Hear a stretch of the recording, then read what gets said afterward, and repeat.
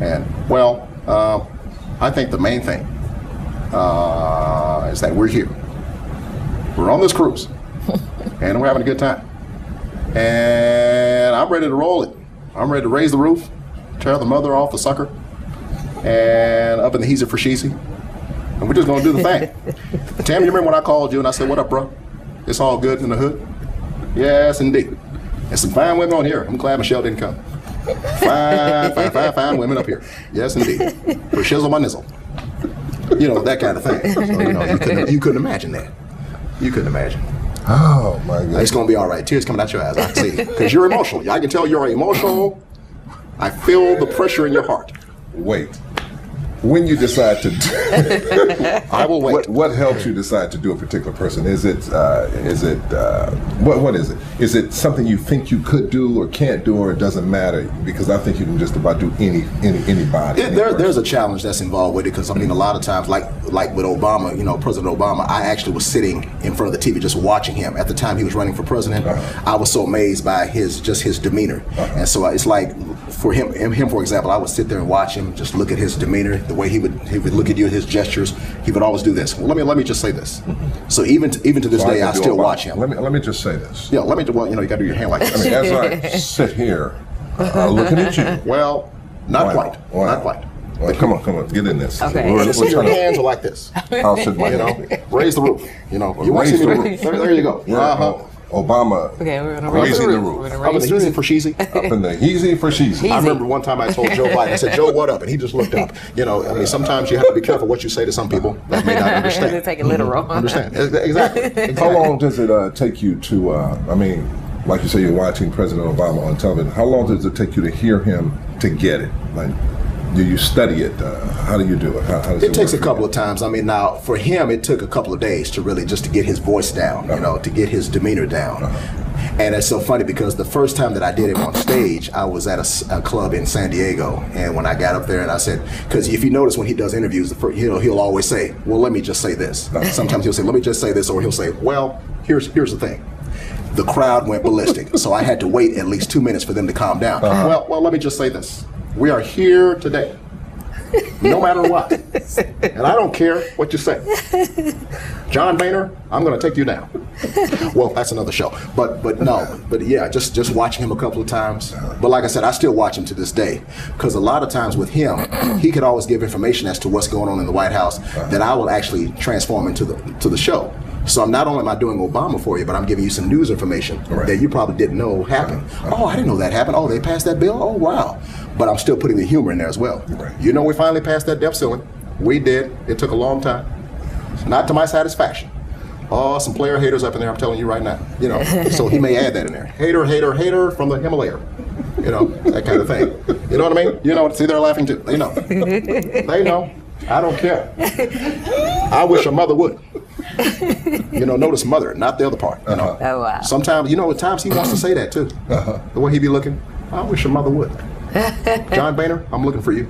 I don't care. I don't care. You know. So in high school, like, was it after high school, after the talent show, that you discovered that you had the gift to do comedy, and you decided, or how long after that did you decide? I think so. It was during that time. But the thing was, it took a lot of my friends to encourage me, because I really didn't feel that I had it. But it was really my friends. Man, you could do this, man. You could really be successful doing this as a career. So sometimes I'd be at home and I'm like, yeah. I would just sit there in a daze and I said, maybe I should give it a try. Maybe I should give it a try. But it really was the fact that I wanted to do music. But what happened was, at the time, we were trying to get a record deal, because I was singing in a group even then. We weren't too successful as far as meeting the right people. But what happened was, I was getting phone calls from people who wanted to see me do my comical stuff. So I said, okay, I know what I'll do.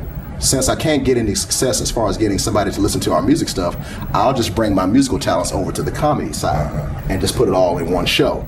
Kind of like what some of the artists back in the day did, like George Kirby, Flip Wilson. They would mix musical stuff into comedy. So I wanted to bring something different to the stage that a lot of people weren't used to seeing. You know, and of course, I did face a lot of controversy back then, because some people could not identify with what I was doing. They didn't understand it. You know, some people would say, well, this ain't comedy. You know, what is he doing? You know, he's doing nothing but singing. He's not doing this. I said, well, where do you not see the comedy in what I'm doing with music or whatever? So that's why I wanted to mix the two together. So, you know, so there you have it. Do you remember your first paying gig? Yes. It was wonderful. I was in college. In college, my first professional gig, and this is going to make you laugh, really. I was in Oklahoma, and there was a local promoter who actually went to my college, and a couple of students told him about me. He was looking for an opening act. Of course, I was unknown then. He said, man, you got to get this dude. He goes to school with us, man. He does all these impressions. You got to check him out. And so I freestyled for him. He said, let me hear what you do, man. So I did a couple of impressions for him. So he was looking at me all while, okay, I might could use you. And the artist that I opened up for, Grandmaster Melly Mel, from Grandmaster Flash and the Furious Five. I'm like, Melly Mel. So I actually got to meet him. Wow. And he saw what I was doing. He's like, yo, man, you all good. He's New York. You know what I'm saying? Yo, I got to bring you to New York. He wanted to bring me to the East Coast and get me on a couple of TV shows at the time. I was like, I don't know how this is going to work out. I didn't go. And maybe I should have then. And, I thought to myself, maybe I won't get this chance again. But he was the first artist. And it turned out to be a successful show because a lot of my classmates came to the show. They were excited. So the next gig, the guy brought me on to open up for Levert. Okay. And this was back when Casanova first came out. Oh man, that was amazing. So, and that's when things just started turning around for me. When BET first came out with Comic View, they heard about me and saw me and said, we got to get you on the show. And it was just amazing that I was getting all these calls. Showtime at the Apollo called, we got to get you on the show. Def Comedy Jam, they saw me, we got to get you on the show. So it's like one by one. One show was like, and I remember times sitting at home watching these shows, never would imagine that I would be on those shows. Wow. And the rest is history. Wow. Yeah. You seem to really enjoy what you do. Do you enjoy the comedy better or the singing? Because sometimes you have a personal even though you do one thing that pays the bills, but you have a preference for something else. Well, the comedy does pay the bills, of course. I know in the back of my mind, I said, well, I got to pay that Sprint bill. But but I love the comedy. I love to sing. I just love it all. I love it all. I mean, probably later on, I'm going to probably transition back into doing most of my musical stuff because I'm trying to focus on my bands that I'm working with and still do the comedy, working on some more TV projects as well. I just did America's Got Talent. For those that didn't see it, it just aired about a month ago. I was on there. And there's been a couple of other things that I'm involved with too. So I'm just happy. I'm happy with my life. I'm excited. Just taking it one day at a time. So I'm just curious, what would be a particular, a scenario of a family gathering? Are you just like the highlight of the family with function? My family? Yeah, with your family. Not really. It was so funny because I remember growing up when I would do all that stuff around the house. It was so funny because my mom was like, "Boy, take a break. Oh, you're getting on my nerves. Oh Lord, can you stop? Will you ever stop?" Now she's not like that now. It's not like that now. When I called because my dad was a minister because my father passed away a couple years ago. God may he rest in peace. But I remember times calling my father, "Hey, Dad, I just did a show in New York. Really? Did they pay you?" I said, "Yeah, that's what I do for a living." "Oh, ain't that a wonderful God have mercy upon us. Now what you gonna send us?" But beforehand he'd be like, "Boy, will you shut up with all that? Boy, you making all that noise. When you gonna make that noise again, son?" "Oh, praise his holy name. You gonna send us some money? All right, we gotta put some in the church. Amen. All right, look, here's your mama." He'll hand the phone over to mom. But it was just I would just enjoy doing what I did. Sometimes I would imitate my dad. Now my father was probably one of the first few people that I would imitate preaching. God. He was one of those kind. Yes, Lord. I know my son, he's over there mimicking me right now. You see him. But it was always fun.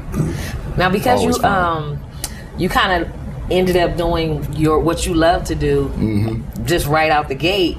Is there anything else that you think if you had an opportunity to choose another career path, what would it be? Well, you know what? It's funny. I forgot to mention that. You know what? Well, right out of college, 7 years I was in radio. I did what you did too. So I was a radio disc jockey for 7 years. So I was jamming Jay Lamont. That was my DJ name. This jamming Jay Lamont. 20 minutes after 5. I'm going to give you a chance to win. Coming up next hour, Janet Jackson's on the way. Timothy Alexander White is up next with your chance to win. I'm out of here. I'll talk to you tomorrow at 10. So I did that for 7 years. So I was moonlighting as a comic. Working at the clubs late at night, and it was so amazing because a lot of my radio listeners came to the shows, and so a lot of what I did on stage I used to do on the radio because I would do comedy parodies for our morning show. So whoever our morning guy was, I would do a lot of stuff for him.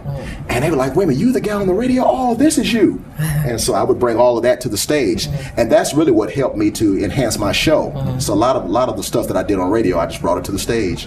And that helped me just kind of develop my whole stage act, just like that. But I remember my very first job, I used to work at Denny's. I was a busboy at Denny's. Lord, I used to be a busboy. Everybody got to start somewhere. Yeah, gotta start somewhere. I ended up losing my jobs because I ate too much. That was eating all that free food. I would go to work. My first job was Chuck E. Cheese. Chuck E. Cheese. Oh I would go to work. I would eat.